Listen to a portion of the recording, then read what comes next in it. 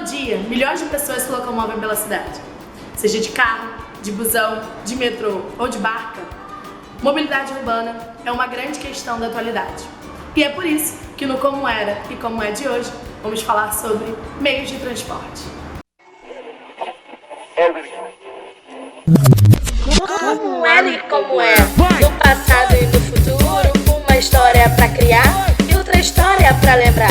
Como era e como é, vamos juntos entender, pra saber o que queremos, pra saber pra onde iremos. O passado a gente tem que entender e conhecer. Como era e como é, como era e como é, como era e como é. E desde sempre, o ser humano vem se deslocando. No passado, há milhares de anos, as nossas comunidades eram o que chamamos de nômades. Isso quer dizer que os povos humanos viviam em um determinado local enquanto havia condições para a sobrevivência, como comida e água. Quando as coisas começavam a acabar, eles arrumavam as trouxinhas e partiam para um novo local a ser explorado. Esse deslocamento nessa época era a pé mesmo. Eles caminhavam centenas de quilômetros em busca de um novo lugar. E devo dizer que eles andaram o mundo todo, através dos continentes. O ser humano, assim como indica a ciência, surgiu no continente africano cerca de 300 mil anos atrás. E de lá foi para tudo quanto é canto. Mas nem só de Canela viveu um homem pré-histórico. Alguns povos que chegaram na Austrália há mais de 40 mil anos atrás e depois descobriram algumas outras ilhas do Oceano Pacífico, só podiam ter chegado de uma forma, de barco. Enfrentar as águas foi importantíssimo para o deslocamento humano e fez com que a nossa espécie chegasse a diversos locais e começasse a desenvolver as comunidades maiores, a agricultura e as primeiras cidades. Entender como surgem as cidades é muito importante porque a gente vai falar aqui hoje sobre mobilidade urbana, que é a capacidade de se locomover pela cidade. Muitos animais foram usados como meios de transporte. Os mais famosos são os equinos, como os cavalos, burros e mulas.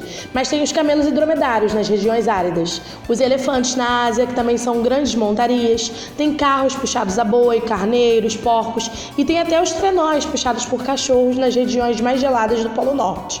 Esse meio de transporte foi usado há muito tempo nas cidades e em alguns lugares existe até hoje. Porém, na maioria dos centros urbanos não é mais permitido se deslocar a cavalo ou em veículo puxado por animais. Mas aqui no Brasil, a Lei de Proteção aos Animais vem proibindo o uso de animais nos transportes e também em turismo.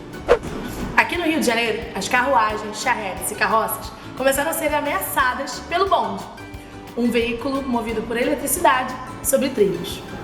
No final dos 1800, a novidade do bonde elétrico foi instalada na cidade e logo virou o transporte principal por aqui. O bonde não parava para você subir, você entrava e saltava em movimento. E daí surgiu a famosa expressão que você com certeza já ouviu: pegar o bonde andando. Se você quiser ter a experiência de andar de bonde, você pode ir no Lago da Carioca e pegar o bonde de Santa Teresa. Vale super a pena. Outro tipo de transporte que a gente não pode deixar de falar, que vem lá do século XIX. O ferroviário. Os trens, como a gente conhece, foram possíveis com a invenção do motor a vapor. Esse tipo de motor movimentava a locomotiva, que é o carro principal, responsável por puxar os vagões através dos trilhos de ferro. Por isso, a gente chama de linha de ferro ou linha férrea. A locomotiva aqui no Brasil era popularmente chamada de Maria Fumaça, porque ela vinha apitando e soltando fumaça, que era a queima do carvão, que era o seu combustível. A importância da linha do trem para a construção da identidade do subúrbio do Rio de Janeiro é enorme. Não só os bairros afastados do centro, mas para as outras cidades do estado, como a Baixada Fluminense, que puderam receber fábricas, que agora tinham uma forma de transportar suas mercadorias e também transportar os trabalhadores para o centro. Já que falamos de trem, agora a gente vai falar sobre o metrô. O metrô é um trem que geralmente anda por túneis subterrâneos na cidade. Ele chegou no Brasil em 1972, na cidade de São Paulo, que hoje tem a maior quantidade de linhas do país, que chamamos de malha. No Rio, a gente tem metrô desde 79, mas a coisa anda tão devagar que a linha 4 só foi inaugurada em 2016. E detalhe, que a linha 3, que era para ser em Niterói, só existe no papel. Mas tem muita gente que depende do metrô para se locomover pela cidade. Mas não tem jeito. O transporte mais utilizado em todo o Brasil são os rodoviários, os automóveis, os ônibus e os caminhões. Na década de 50, o modelo de rodovias ficou mais popular. O presidente da época, Juscelino Kubitschek, trouxe as fábricas de carro para o Brasil. E aí, é por isso que a gente pega ônibus quase sempre. Mas esse modelo de transporte não é mais eficiente. Além de poluir, tem muitos carros particulares nas estradas, o que não é eficiente para as cidades, não sendo um transporte de massa, como o trem é. E é por isso que você vive no ônibus lotado e no engarrafamento. O táxi sempre existiu, desde a época das charretes, mas os carros amarelinhos com a faixa azul são os que você conhece com certeza. Táxi é o diminutivo de taxímetro, que é o aparelho instalado nos carros que mede a taxa, que você tem que pagar de acordo com a distância percorrida ou pelo tempo que você utilizou o carro. E mais recentemente, nós tivemos a invenção dos aplicativos de carro de transporte particular.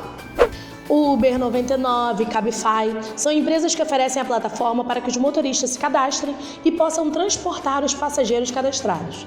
Esse tipo de serviço ficou muito popular por aqui, por ser mais barato e prático do que o táxi. No entanto, muito se fala das condições de trabalho dos motoristas de aplicativo, que entre outras dificuldades, como baixa remuneração, jornadas de trabalho muito grandes, não têm muitos direitos assegurados. Muitos trabalhadores de aplicativo têm se reunido para conquistar direitos e poderem trabalhar com dignidade. Lá no início da pandemia, em 2020, era muito estranho ver as ruas vazias, por conta das medidas de restrição.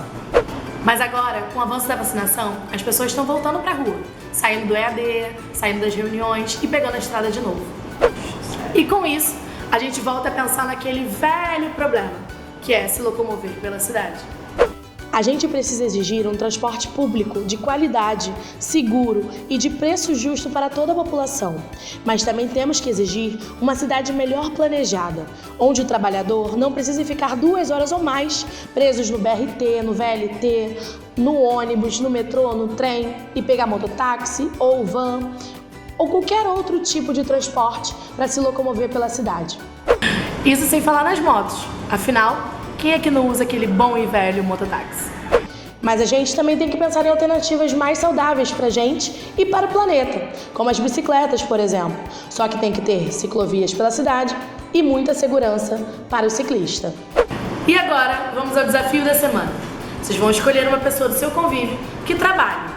E aí vocês vão perguntar qual é o local que essa pessoa trabalha. Vocês vão fazer mais ou menos uma entrevista. Vocês vão perguntar onde ela trabalha e onde elas residem. E quanto tempo de deslocamento elas levam no trajeto de casa para o trabalho e qual é o meio de transporte utilizado, tá bom? Não esqueçam de colocar o nome dessa pessoa, o bairro onde mora, o bairro onde trabalha e o meio de transporte que utiliza. Beleza, pessoal? Até semana que vem!